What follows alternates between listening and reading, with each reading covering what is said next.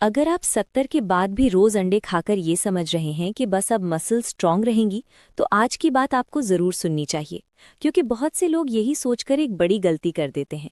उन्हें लगता है कि 2 अंडे सुबह खा लेना ही काफी है, लेकिन फिर भी पैरों में कमजोरी आ जाती है, सीढ़ियां चढ़ते वक्त सांस फूल जाती है, कुर्सी से उठने में बोझ महसूस होता है और बाजू पहले जैसी ताकत नहीं देते। सवाल ये है कि जब प्रोटीन खाया जा रहा है तो फिर जिस्म में फर्क क्यों नहीं आ रहा। इसी का जवाब आज मैं आपको देने वाली हूँ। मैं हूँ डॉक्टर आयशा खान और आज मैं आपको बताऊंगी कि 70 के बाद सिर्फ अंडों पर भरोसा करना क्यों काफ़ी नहीं होता और कौन सी 7 नेचुरल चीज़ें ऐसी हैं जो मसल्स को सपोर्ट करने, स्ट्रेंथ को बेहतर बनाने और जिस्म को ज़्यादा स्टेबल फील कराने में मदद कर सकती हैं। ये वो चीज़ें हैं जो आमतौर पर लोग इग्नोर कर देते हैं, लेकिन जब एज बढ़ती है तो इनकी इम्पोर्टेंस और भी ज़्यादा हो जाती है। सबसे पहले एक सिंपल सी बात समझ लीजिए। 70 के बाद प्रॉब्लम सिर्फ ये नहीं होती कि आप क्या खा रहे हैं। असल प्रॉब्लम ये होती है कि आपका जिस्म उस चीज़ को पहले जैसा यूज़ नहीं कर पाता।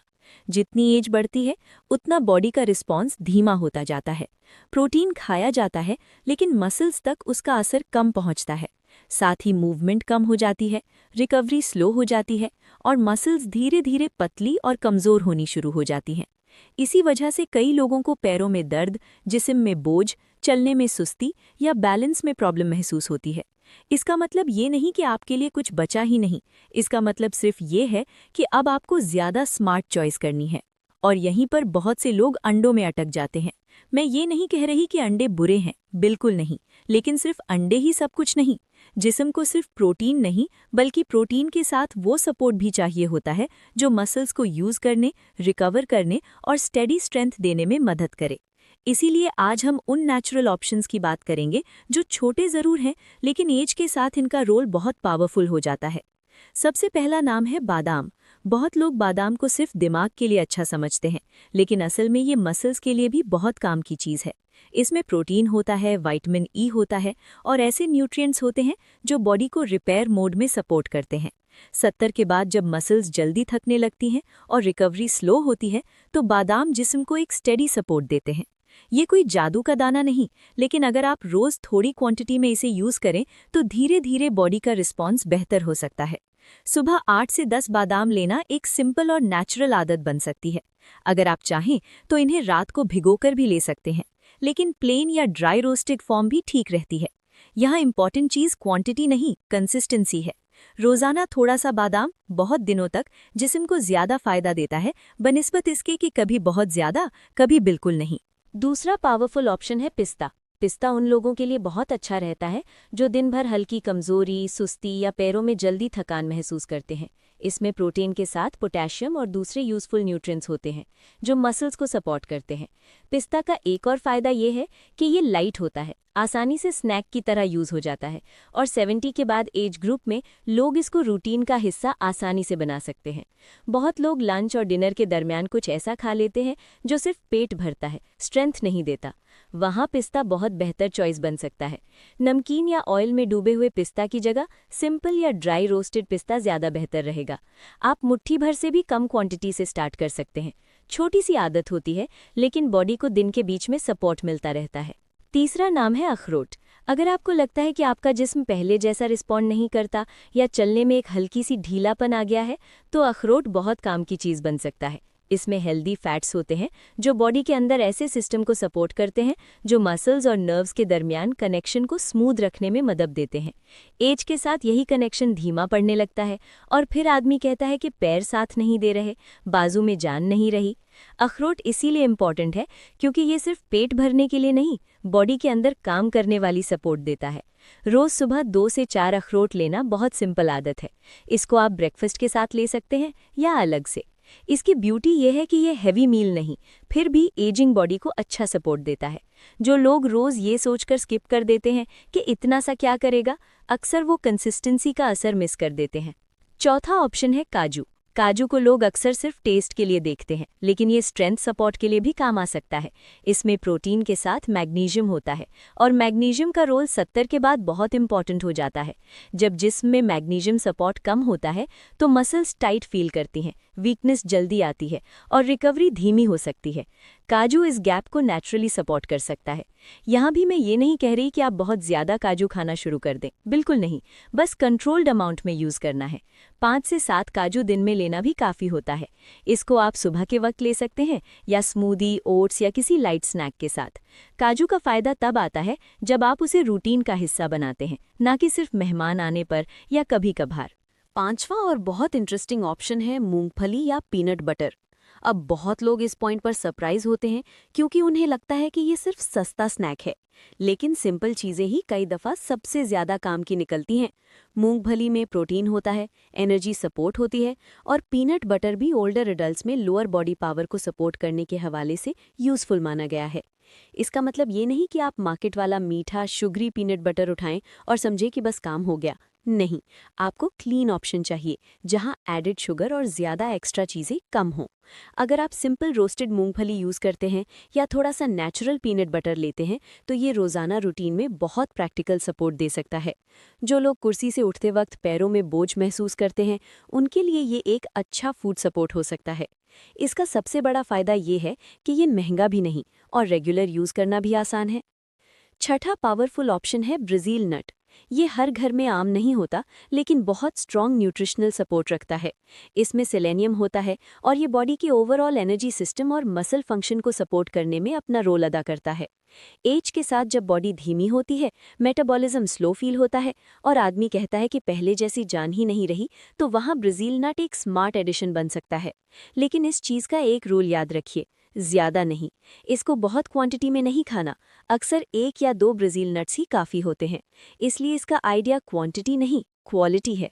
छोटा सा पीस लेकिन स्ट्रॉन्ग सपोर्ट।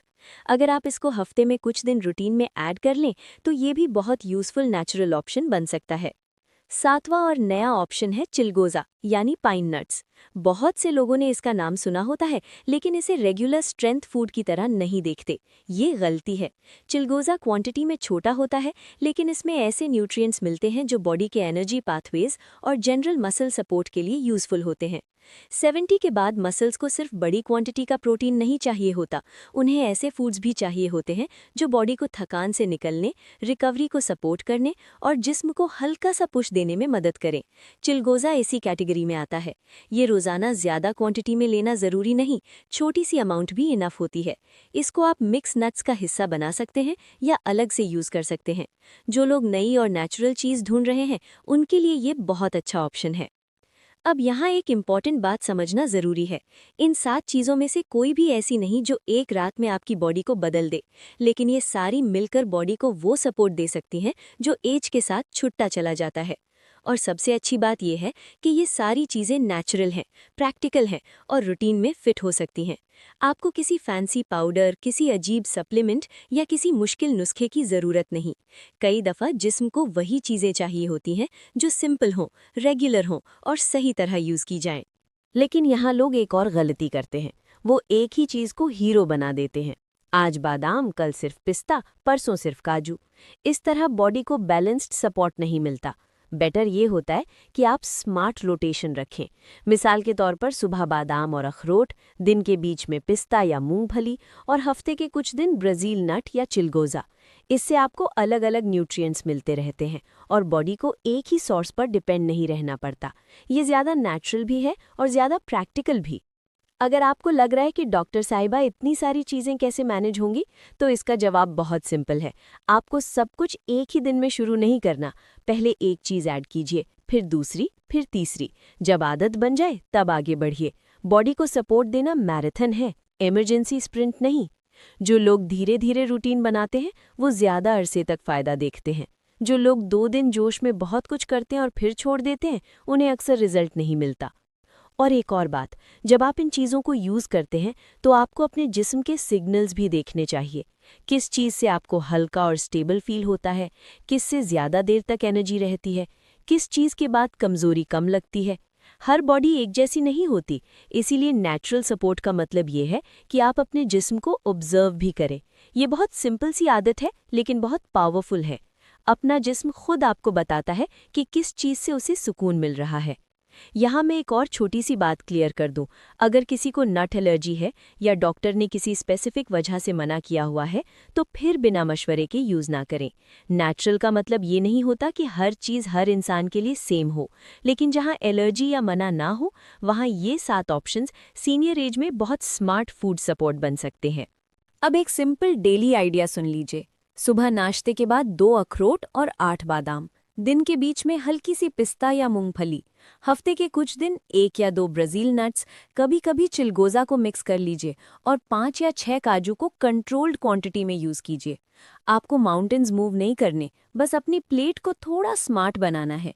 सिर्फ एक चीज़ पर भरोसा करने के बजाय बॉडी को वैरायटी देनी है। यही एज के बाद ज़्यादा काम आता है। बहुत से लोग मुझे कहते हैं कि उन्हें लगता है उनका जिस्म अब पहले जैसा बन ही नहीं सकता। मैं उनसे हमेशा कहती हूँ कि बॉडी बूढ़ी हो सकती है लेकिन रिस्पॉन्स मर नहीं जाता।